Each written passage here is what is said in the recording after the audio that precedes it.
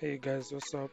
This is SRMFX. I'm about to show you how I traded a GBPUSD, making approximately 60 pips today. But I took the trade yesterday, so I let it roll over into today's trading. Hence, I knew this move was going to occur from DXY with 100 pips of trading today. So I bagged all of these pips, but from GBPUSD. So I do my main analysis on DXY since it is the leader of where the GBP and Euro USD will go. So guys, without further ado, let's get into the video. And please leave a like, comment, and subscribe, and tell me what you would want to know. You can even ask questions on how I trade. I will answer them. So guys, let's get it. The DXY has been consolidating from October, guys, until the 2nd of November. It started to show its true colors. So from October to the 2nd until the October 31st, it was consolidating throughout the month, guys, because it has traded into the monthly fair value gap. As you can see, I had marked the monthly fair value gap. I removed the 25% so that I can see the price. This is the 50% of the fair value gap, the 75%, and the terminus of the fair value gap.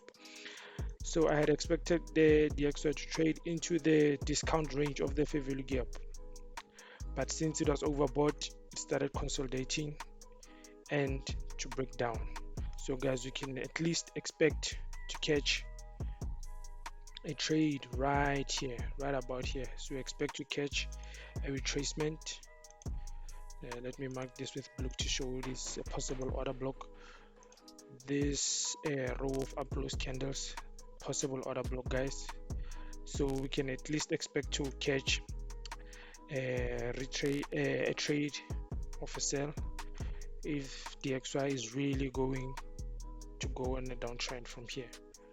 So I don't think this is the top, but if it is the top, well, that's fine because we will catch a lot of pips possibly.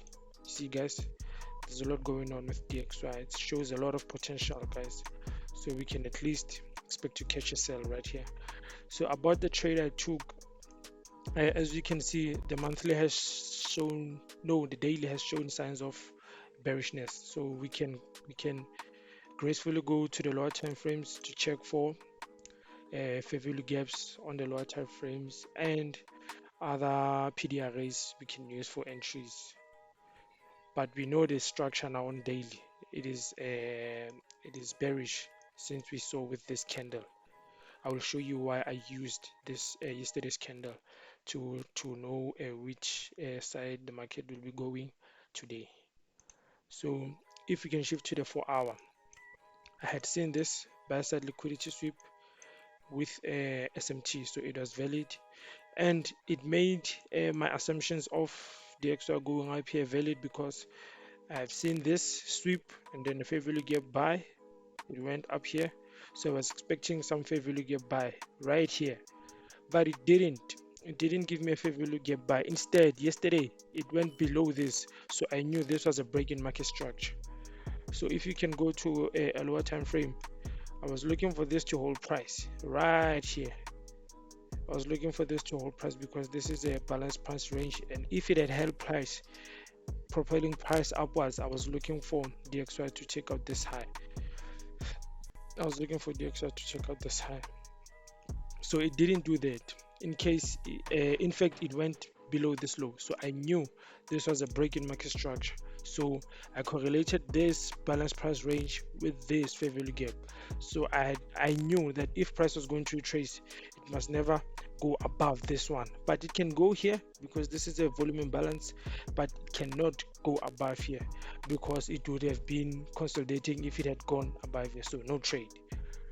So yesterday during New York, it went above here and then it consolidated.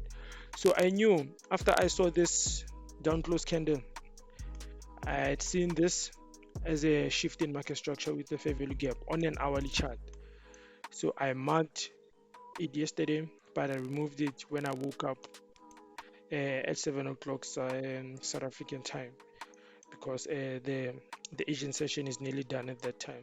So I had seen this as a buy side liquidity sweep into this fair value gap close, and I saw this as a break in market structure. So I knew, yesterday I traded right here with this fair value gap fill, but on DX and on GBPUSD it looks like this fair value gap. When DXY went below, I bought it. I didn't even bother putting the stop because I knew it was going to go up. I had no doubt in my mind whatsoever. And guys, as you can see, the trade is still going up, so there's no need to be scared of anything. All you need to do is manage the trade. So guys, as the DXY retraced into this fair value gap during Asian, when it showed this, when I woke up and I saw this, I knew it was going to go into this fair value gap and then just slump down. If it had went above here, we would have seen an SMT between these two. This one would have went below, or this one, and then the other one would have not went below Asian session. So guys, with that in mind, let's look at how it broke down during London. So guys, this was your entry. If you were patient enough to wait for it, I traded it yesterday, guys. If you were patient enough to wait for it today, you would have caught this move. You would have caught this right here. It's a 5-minute fair value gap entry. You would have caught it right here, and your stop loss would have been very, very tight. Stop loss would have been very, very tight. I would urge you to put the stop loss above Asian, so that way you can be safe. Putting it above here is a little bit risky for me, but putting it above here, you're safe. So for take profit purposes, I would use the Asian projection. Since it is below 20 pips, I would use the Asian range projection. I would take 1 2 3 standard deviations of the Asian range. That's about 42 pips. So it's 1 2 3, guys. That's a very good measurement for take profit, but you would have cried. Look at this, it's still going down. So let me show you the screenshots of my entry, and I haven't exited the trade, guys. It's still going. Let me show it to you. This is my entry, and then this is during New York, before the news release, and then this right here is after the New York release. This is after the New York release. Look at this, guys. This is very nice. This was an easy setup. If you had followed the market from a daily time frame, this trade would have been easy for you to spot. All it needed was patience. I didn't trade for the rest of August, guys. Just imagine how hard that is.